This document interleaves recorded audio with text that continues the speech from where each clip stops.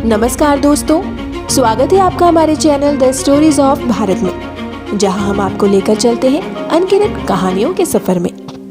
आज हम आपको बताएंगे रामायण में वर्णित चूड़ामणि की कहानी। इस कहानी में आप जानेंगे कहां से आई चूड़ामणि, किसने दी सीता जी को चूड़ामणि और क्यों लंका में हनुमान जी को सीता जी ने चूड़ामणि दी थी और कैसे हुआ वैष्णो माता का जन्म। तो चलिए शुरुआत करते हैं, चूड़ामणि कहाँ से आई और कैसे हुआ वैष्णो माता का जन्म। सागर मंथन से 14 रत्न निकले। उसी समय सागर से 2 देवियों का जन्म हुआ, रत्नाकर नंदिनी और महालक्ष्मी रत्नाकर। नंदिनी ने अपना तन मन श्री हरि विष्णु जी को देखते ही समर्पित कर दिया। जब उनसे मिलने के लिए वो आगे बढ़ी तो सागर ने अपनी पुत्री को विश्वकर्मा द्वारा निर्मित दिव्य रत्न जड़ित चूड़ामणि प्रदान की, जो सुरपूजित मणि से बनी थी। इतने में महालक्ष्मी जी का प्रादुर्भाव हो गया और लक्ष्मी जी ने विष्णु जी को देखा और मन ही मन वरण कर लिया। यह देखकर रत्नाकर नंदिनी मन ही मन अकुलाकर रह गई।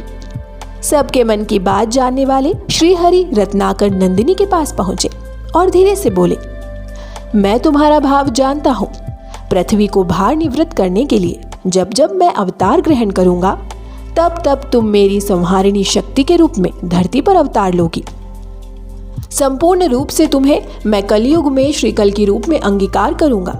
अभी सतयुग है, तुम त्रेता द्वापर में त्रिकूट शिखर पर वैष्णवी नाम से अपने अर्चकों की मनोकामना की पूर्ति करती हुई तपस्या करो। तो ये थी माता वैष्णो के जन्म की कहानी।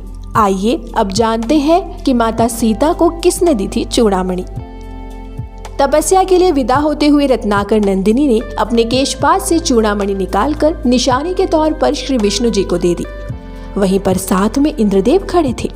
इंद्र चूड़ामणि पाने के लिए लालायित हो गए। विष्णु जी ने वो चूड़ामणि इंद्रदेव को दे दी। इंद्रदेव ने उसे इंद्राणी के जूड़े में स्थापित कर दिया।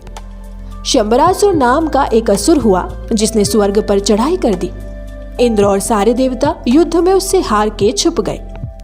कुछ दिन बाद इंद्रदेव अयोध्या राजा दशरथ के पास पहुंचे सहायता पाने के लिए। इंद्र की ओर से राजा दशरथ कैकई के साथ शंबरासुर से युद्ध करने के लिए स्वर्ग आए और युद्ध में शंबरासुर दशरथ के हाथों मारा गया। युद्ध जीतने की खुशी में इंद्रदेव और इंद्राणी ने दशरथ और कैकई का भव्य स्वागत किया और उपहार भेंट किए। इंद्रदेव ने दशरथ जी को स्वर्ग गंगा मंदाकिनी के दिव्य हंसों के 4 पंख प्रदान किए। इंद्राणी ने कैकई को वही दिव्य चूड़ामणि भेंट की और वरदान दिया, जिस नारी के केशपाश में ये चूड़ामणि रहेगी उसका सौभाग्य अक्षत अक्षय और अखंड रहेगा, और जिस राज्य में वो नारी रहेगी उस राज्य को कोई भी शत्रु पराजित नहीं कर पाएगा। उपहार प्राप्त कर राजा दशरथ और कैकई अयोध्या वापस आ गए। रानी सुमित्रा के अद्भुत प्रेम को देखकर कैकई ने वह चूड़ामणि सुमित्रा को भेंट कर दी। इस चूड़ामणि की समानता विश्व भर के किसी भी आभूषण से नहीं हो सकती। जब श्री राम जी का विवाह माता सीता के साथ संपन्न हुआ और सीता जी से विवाह कर श्री राम जी अयोध्या धाम आए, सारे रीति रिवाज संपन्न हुए। तीनों माताओं ने मुँह दिखाई की प्रथा निभाई।